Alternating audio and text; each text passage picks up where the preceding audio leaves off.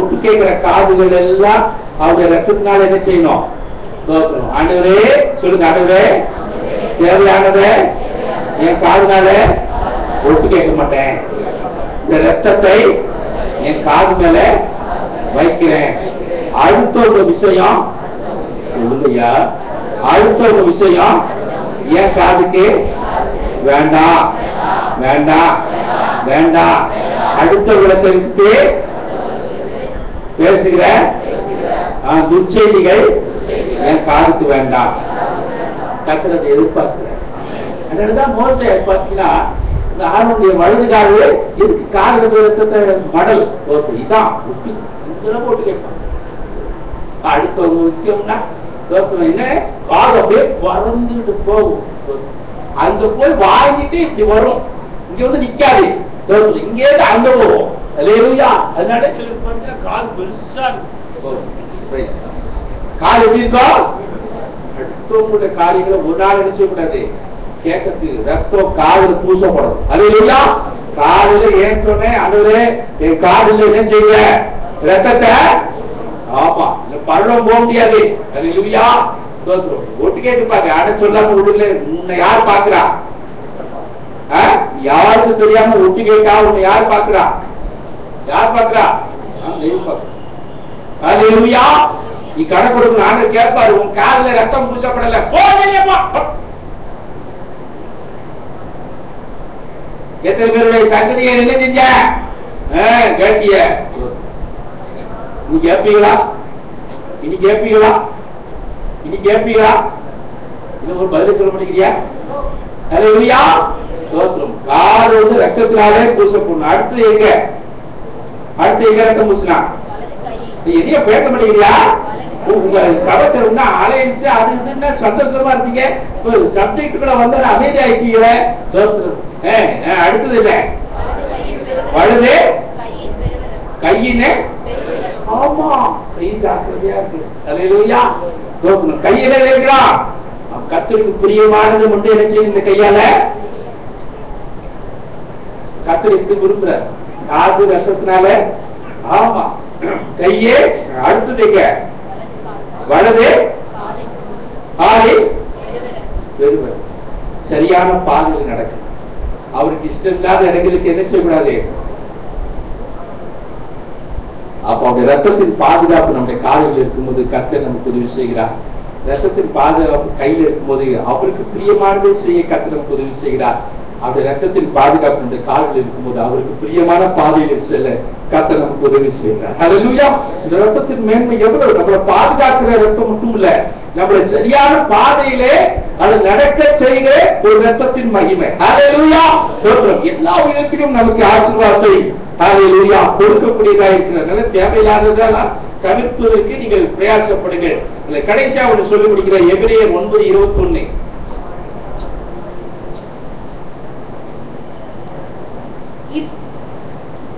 இவ்விதமாக கூடாரத்தின் மேலும் ஆராதனைக்குரிய சகல பணிமுட்டுகளின் மேலும் ரத்தத்தை தெளித்தான். இவ்விதமாக கூடாரத்தின் மேலும் ஆராதனைக்குரிய சகல பணிமுட்டுகளின் மேலும் ரத்தத்தை தெளித்தார். In his blood prosperity, ரத்தத்திலே செழிப்பு உண்டு. அல்லேலூயா. மோசே என்ன பண்ணாங்கன்னா தோற்றம் கூடாரத்தின் மேலும் ஆராதனைக்குரிய சகல பணிமுட்டுகளின் மேலும் அவருடைய ரத்தத்தை அல்லேலூயா தெளித்தார் என்று சொல்லி நாம் பார்க்கிறோம்.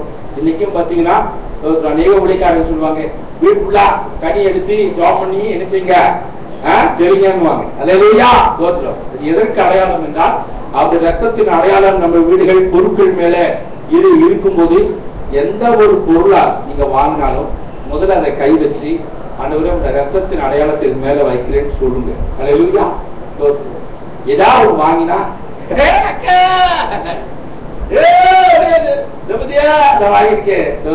எவ்வளவு நாளா சொல்லிட்டேன், எவ்வளவு நாளா ஜெபம் பண்ணி இப்பதான் வாங்க.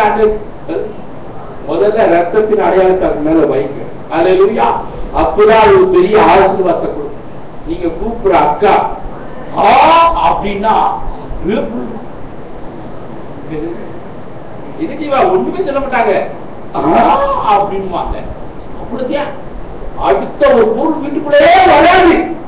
எத்தனை வருஷம் வராது.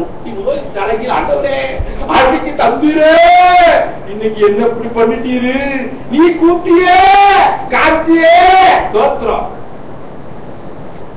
ரத்தத்தின் அடையாளத்தை அது எல்லா மேலும் வைக்கிறோம். பிரிட்ஜ் மேல வைங்க, தோத்திரம். உங்க வீட்டு பொருட்கள் எல்லாருமே நினைச்சீங்க.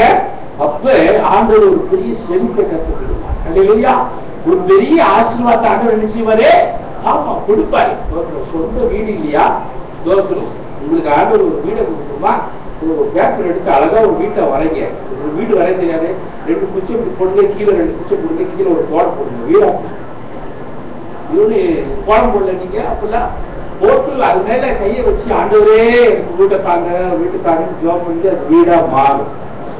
இந்த ரத்தத்தின் அடையாளத்தை வைக்கிறப்பா ஹல்லேலூயா. we have to claim the blessing. ஹல்லேலூயா. ஸ்தோத்திரம். பேசுங்க.